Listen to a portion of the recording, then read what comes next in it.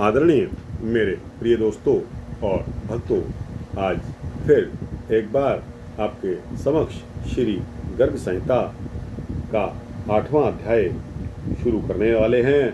दोस्तों, आपको इस अध्याय में इस चीज़ का वर्णन मिलेगा, वह आपको बताना चाहता हूँ कि वृषभानु तथा कीर्ति के रूप में कौन अवतरित हुए। तो दोस्तों, यह वृतांत बहुत ही सुंदर और मनोहारी होने वाला है। उम्मीद करता हूँ कि आप सभी को यह वृतांत पसंद आएगा। दोस्तों, यह वृतांत ज़्यादा से ज़्यादा 15 मिनट का होने वाला है, अतः आपसे विनती है कि लगभग 15 मिनट आप इस वृतांत को शुरू से अंत तक अवश्य सुने। दोस्तों, श्री गर्ग संहिता 8वां अध्याय आपको बता रहा हूँ, इसको शुरू करने की इजाज़त मेरे को दे दीजिए। दोस्तों, आइए बिना समय गवाए इस वृत्तांत को शुरू करते हैं। दोस्तों, इसमें प्रश्न यही है कि वृषभानु तथा कीर्ति के रूप में अवतरित कौन हुए। तो दोस्तों, यह वृत्तांत हमें बताएगा। आइए देखते हैं।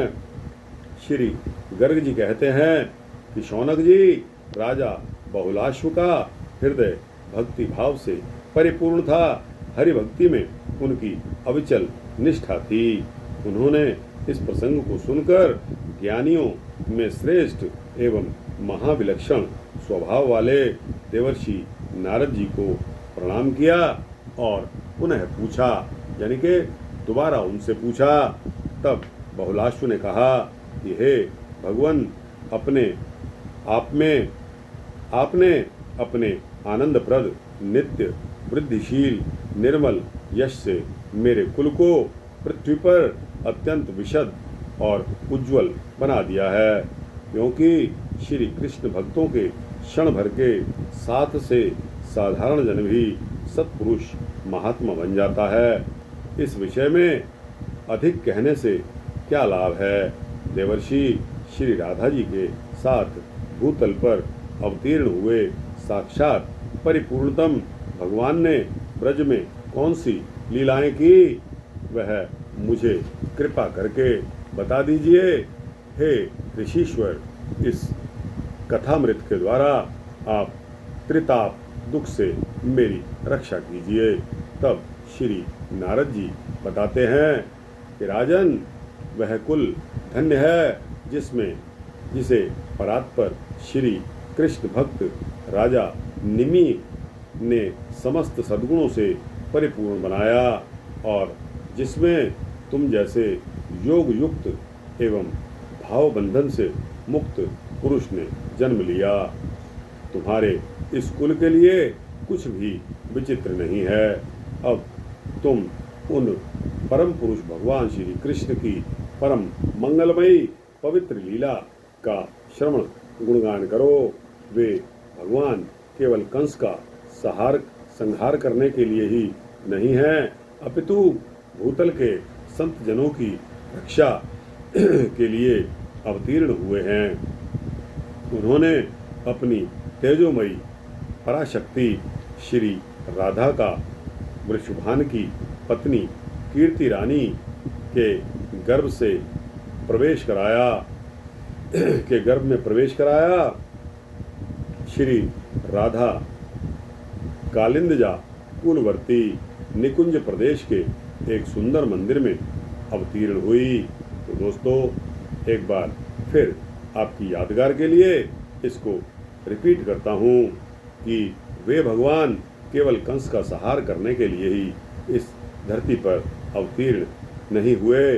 उन्होंने अपनी तेजोमय पराशक्ति श्री राधा का वृषभान की पत्नी कीर्ति रानी के गर्भ में प्रवेश कराया। तो कहने का मतलब ये है कि वृषभान की पत्नी का नाम कीर्ति रानी था, जो कि राधा जी की माता जी हुई। वे श्री राधा कालिंदजा कुलवर्ती निकुंज प्रदेश के एक सुंदर मंदिर में अवतीर्ण हुई। उस समय भाद्रपद का महीना था। दोस्तों, यह सावन चल रहा है। और अगला भाद्रपद का महीना है। शुक्ल पक्ष की अष्टमी की तिथि एवं सोमवार का दिन, मध्याह्न का समय और आकाश में बादल छाए हुए थे। देवगण नंद नमन के भव्य प्रसून लेकर भवन पर बरसा रहे थे। उस समय श्री राधिका जी के अवतार धारण करने से नदियों का जल स्वच्छ हो गया। संपूर्ण दिशाएं प्रसन्न और निर्मल हो उठी। कमलों की सुगंध से व्यास शीतल वायु मंद गति से प्रवाहित हो रही थी। शरद पूर्णिमा के शत शत चंद्रमाओं से भी अधिक अभिराम कन्या को देखकर गोपी कीर्तिदा आनंद में निमग्न हो रही थी। उन्होंने मंगल कृत्य कराकर पुत्री के कल्याण की कामना से आनंददायिनी 2 लाख उत्तम गौएं ब्राह्मणों को दान दी, जिनका दर्शन बड़े बड़े देवताओं के लिए भी दुर्लभ है। तत्वज्ञ मनुष्य सैकड़ों जन्मों तक यज्ञ करने पर भी जिनकी झांकी नहीं पाते, वे ही श्री राधिका जी जब वृषभान के यहाँ साकार रूप से प्रकट हुई तथा गोप ललनाएं जब उनका लालन पालन करने लगी, तब सर्वसाधारण लोग उनका दर्शन करने लगे। सुवर्ण जटित एवं सुंदर रत्नों से खचित, चंदन निर्मित तथा रत्न किरण मंडित पालने में सखी जनों द्वारा नित्य झुलाई जाती हुई श्री राधा जी प्रतिदिन शुक्ल पक्ष के चंद्रमा की कला की भांति बढ़ने लगी। श्री राधा क्या हैं? रास की रंग स्थली को प्रकाशित करने वाली चंद्रिका, वृषभान मंदिर की दीपावली, गोलोक चूड़ामणि, श्री कृष्ण के कंठ की हारावली। मैं उन्हीं पराशक्ति का ध्यान करता हुआ भूतल पर विचरता रहता हूँ। राजा बहुलाश्व ने पूछा कि हे मुनि, वृषभान जी का सौभाग्य अद्भुत है, अवर्णनीय है। क्यों? क्योंकि उनके यहाँ श्री राधिका जी स्वयं पुत्री रूप से अवतीर्ण हुई। कलावती और सुचंद्र ने पूर्व जन्म में कौन सा पुण्य कर्म किया था, जिसके फलस्वरूप उन्हें यह सौभाग्य प्राप्त हुआ। दोस्तों, यहाँ नाम आ रहा है कलावती और सुचंद्र। कलावती और सुचंद्र ने पिछले जन्म में ऐसा कौन सा पुण्य कर्म किया था, जिसके फलस्वरूप इन्हें ऐसा सौभाग्य प्राप्त हुआ है। तब नारद जी बताते हैं कि हे राजन राजवेश्वर, हे राजन राजराजेश्वर, महाभाग सुचंद्र राजा नृग के पुत्र थे। परम सुंदर सुचंद्र चक्रवर्ती नरेश थे। उन्हें साक्षात भगवान का अंश माना जाता है। पिछले समय में अर्यमा प्रभृति पितरों के यहाँ 3 मानसी कन्याएं उत्पन्न हुई थी। वे सभी परम सुंदरी थी। उनके नाम थे कलावती, रत्नमाला और मेनका। पितरों ने स्वेच्छा से ही कलावती का हाथ श्री हरि के अंशभूत बुद्धिमान सुचंद्र के हाथ में दे दिया, रत्नमाला को विदेह राज के हाथ में और मेनका को हिमालय के हाथ में अर्पित कर दिया। इसके साथ ही विधि पूर्वक दहेज की वस्तुएं भी दी। हे महामते, रत्नमाला से सीता जी और मेनका के गर्भ से पार्वती जी प्रकट हुईं। इन दोनों देवियों की कथाएं पुराणों में प्रसिद्ध हैं।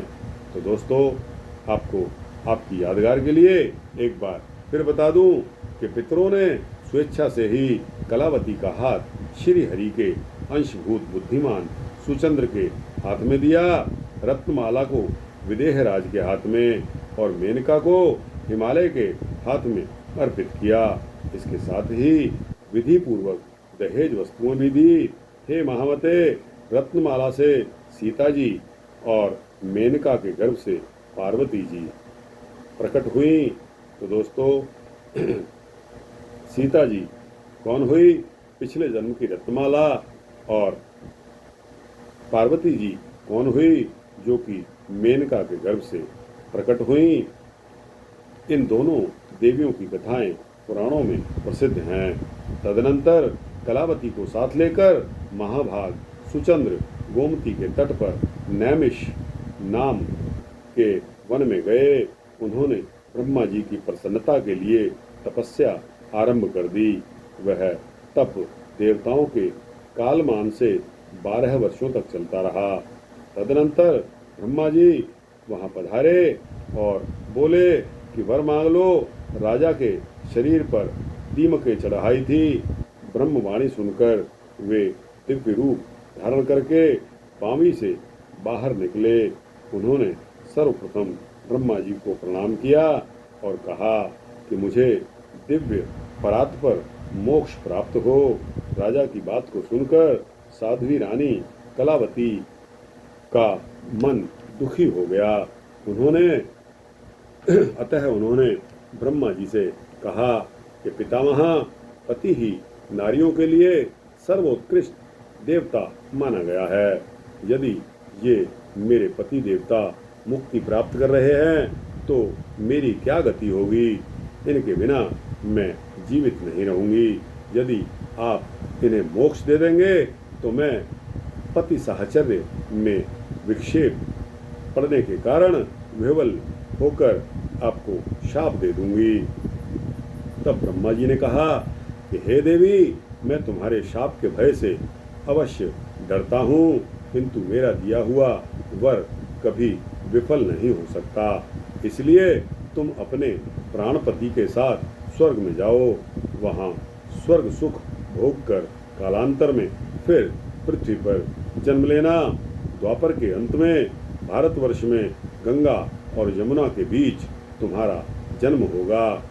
तुम दोनों से जब परिपूर्णतम भगवान की प्रिया साक्षात श्री राधिका जी पुत्री रूप में प्रकट होंगी, तब तुम दोनों एक साथ मुक्त हो जाओगे। श्री नारद जी ने कहा कि इस पर ब्रह्मा जी के दिव्य एवं अमोघ वर्ष से कलावती और सुचंद्र दोनों ही भूतल पर उत्पत्ति हुई। वे ही कीर्ति तथा श्री वृषभान हुए हैं। कलावती कान्यकुब्ज देश यानी के जिसको कन्नौज कहा जाता है में राजा भलंदन के यज्ञ कुंड से प्रकट हुई। कलावती कन्नौज के राजा भलंदन के यज्ञ कुंड से प्रकट हुई थी। उस दिव्य कन्या को अपने पूर्व जन्म की सारी बातें स्मरण थी, याद थी। सुरभानु के घर सुचंद्र का जन्म हुआ। उस समय वे श्री वृषभानु नाम से विख्यात हुए। सुचंद्र का जन्म कहाँ हुआ? सुरभानु के घर। उस समय श्री वृषभानु नाम से वे विख्यात हुए। उन्हें भी पूर्व जन्म की स्मृति बनी रही।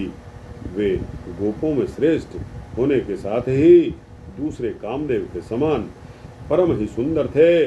परम बुद्धिमान नंदराज जी ने इन दोनों का विवाह संबंध जोड़ा था। उन दोनों को पूर्व जन्म की स्मृति भी थी। अतः वह एक दूसरे को चाहते भी थे और दोनों की इच्छा से ही यह संबंध हुआ। जो मनुष्य वृषभानु और कलावती के इस उपाख्यान को श्रवण करता है वह संपूर्ण पापों से छूट जाता है और अंत में भगवान श्री कृष्ण के साजुन्य को प्राप्त कर लेता है। दोस्तों, इस प्रकार इस गर्ग संहिता के गोलोक खंड के अंतर्गत श्री नारद बहुलाश्व के संवाद में श्री राधिका के जन्म का वर्णन तथा 8वां अध्याय संपूर्ण होता है। तो दोस्तों, आपको समझ में आ गया होगा कि पृथ्वी पर जब श्री वृषभानु अवतरित हुए, पृथ्वी पर वे ही कीर्ति तथा श्री वृषभानु हुए। ब्रह्मा जी के दिव्य अमोघ वर्ष से कलावती और सुचंद्र दोनों ही भूतल पर अवतरित हुए। तो दोस्तों, यह कौन थे? कलावती और सुचंद्र। सुचंद्र जो थे वो श्री वृषभानु हुए। कलावती कान्यकुब्ज देश कन्नौज के राजा भलनंदन के यज्ञ कुंड से प्रकट हुई। उस दिव्य कन्या को पूर्व जन्म की सारी बातें याद थी। सुरभानु के घर सुचंद्र का जन्म हुआ। उस समय श्री वृषभान नाम से विख्यात हुए। उन्हें भी पूर्व जन्म की स्मृति रही। दोस्तों, वे गोपों में श्रेष्ठ थे। परम बुद्धिमान नंदराज जी ने इन दोनों का विवाह संबंध जोड़ा था। उन दोनों को भी पूर्व जन्म की स्मृति थी, अतः वह एक दूसरे को चाहते भी थे। दोनों की इच्छा से यह संबंध हुआ। तो दोस्तों, यह 8वां अध्याय श्री गर्ग संहिता का आपको कैसा लगा? अच्छा लगा हो तो इसको लाइक और शेयर करते हुए अपने दोस्तों, भक्तों, मित्रों, जिज्ञासुओं तक पहुंचाना।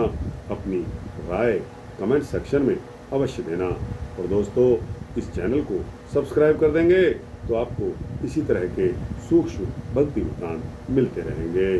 जय श्री राधे, जय श्री वृषभान, जय श्री वृषभान बिलारी, जय श्री कृष्णा, जय श्री नंद राजा, जय श्री नंदलाल, जय श्री नंद बाबा, जय श्री कृष्ण।